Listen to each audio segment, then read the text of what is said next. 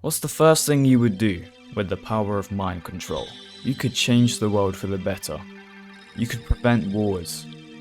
You can solve world hunger. Or just be a complete pervert. But the first thing Lelouch of Code Geass does when he gets mind control, he just tells a bunch of people to kill themselves. This is why he is the greatest anime protagonist of all time.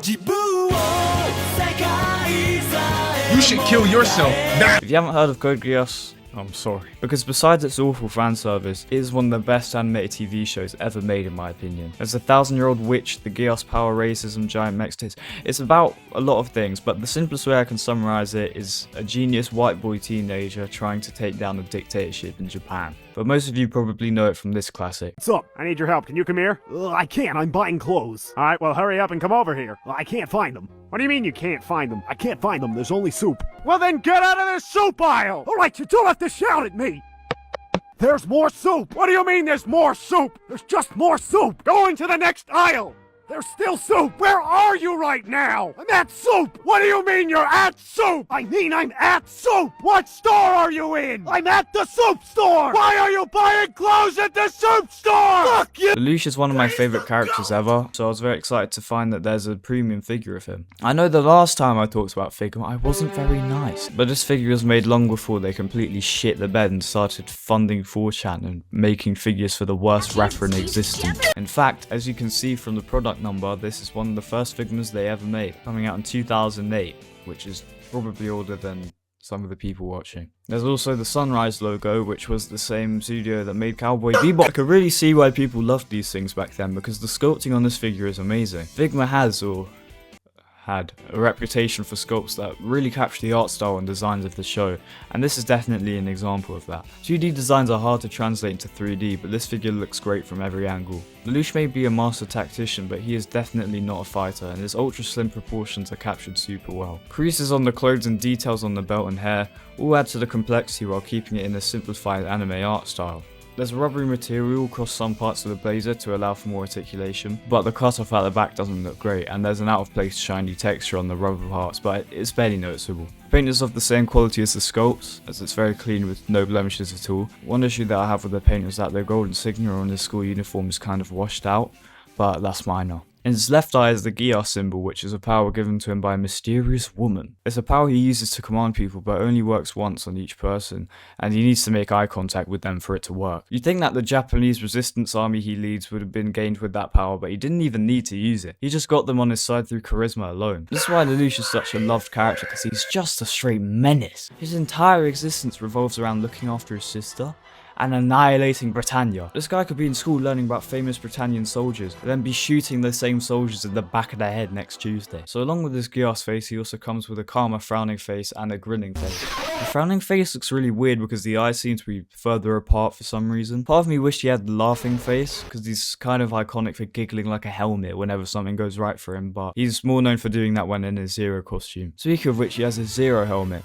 which along with his costume is a disguise used for fighting with the Black Knight. Some people might be annoyed that he's only in the school uniform and not the Zero costume, but I personally don't mind too much. Also, I never noticed that bro was wearing heels this whole time. Who knew the leader of an underground, illegal, or violent group would be so zesty? The helmet looks good and there's a nice purple hue on the black that differentiates it from the black on Lelouch's uniform, but I think they could have used a more reflective plastic for the circle at the front. To get Lelouch to wear it, you pop off his head, take it apart and remove this peg, which is really hard to get out. I have to wriggle this thing around for like 5 minutes to get it off. Put this rubber part on the peg, then the helmet, and it looks really cool. I especially love the rubber part that shows his head under the mask. Lelouch isn't the only one who can wear it, because this figure also comes with Arthur the cat. He looks very show accurate, and he has this hole at the bottom that makes him look like he has a massive bum hole. It's much easier to have him wear the Zero helmet, you just swap their heads on and off. There's a bit of range with tilting it too. I'm pretty sure the only time Lelouch and this cat even interact in the show is the scene this is based on, where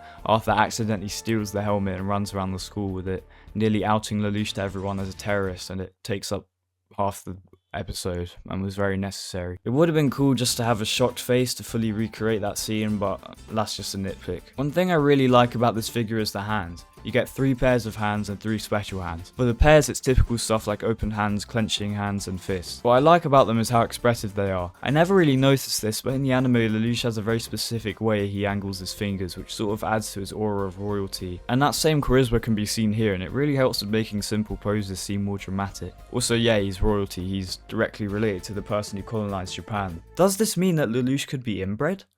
Maybe. But I don't think he would be as smart if that were true. As for the special hands, there's sort of pointing hand, a hand holding a gun, and one holding a flip phone. What store are you in? The gun is removable, but I don't think the phone is. These look really cool, and I'm especially impressed with the detail on the phone considering how tiny it is. Lastly, for the accessories, there's a Figma stand which you can plug into his back, and the small plastic bag to put everything in. Although Lelouch isn't someone who's known for crazy poses, the articulation is still on top. Swivel at the head, moves up and down but it's limited by his hair. Arm goes out and around. Swivel. Bend at the elbow. Swivel at the wrist and a hinge joint at the hand. Swivel at the waist. Ball joint at the hips. Legs have some really good range from every angle. Bend at the knee and some swivel and up and down at the foot. The articulation is very good besides the lack of a toe bend. Lelouch isn't a demanding character for poses, so this is more than enough. Since this is Figma, it has very smooth joints which make the figure handle extremely well. Everything flows nicely and easy and it's just enjoyable to pose. You want to hear something funny? When this figure came out, it was $30. Isn't that funny? Isn't that funny? And without the shipping from Japan, it was around 2k yen. £12. $15. How? Now I don't actually blame them for raising the prices at all. I feel like when you're getting something this high quality for so low, there's probably some really bad pay for the workers making it. So I'm fine with bumping up the price to 50, 60, even 70. But it's gone too far now! On the other hand, there's the economic stuff that changes the context of it. So maybe it was slightly more expensive back then. But my point still stands. But this figure's price nowadays isn't horrible, especially for its age. I got mine for 50 quid, which is a really good deal, but often it goes for more than that, around $80. But if you look hard enough, you can definitely get it for less. I really wish this line kept going because the only other figure we got from the show was Suzaku, which makes sense because he's probably the second most important character, but I really would have loved to see a C2 or Callan Figma. The show isn't nearly as popular as it was, so I doubt we'll see new figures though. Anyway, my final rating on the figure is 8 out of 10. It's not perfect, but it's absolutely a great figure for any Code Geass fan. One last issue I'll mention is that he's way too tall, just below 6 inches, and as you can see, he doesn't scale well with any other figures I have. I'll probably try to get the Suzaku figure, and if I do, I'll probably do a stop motion version of the Soup Store. Thanks for watching, like and subscribe and that. See you next time, innit?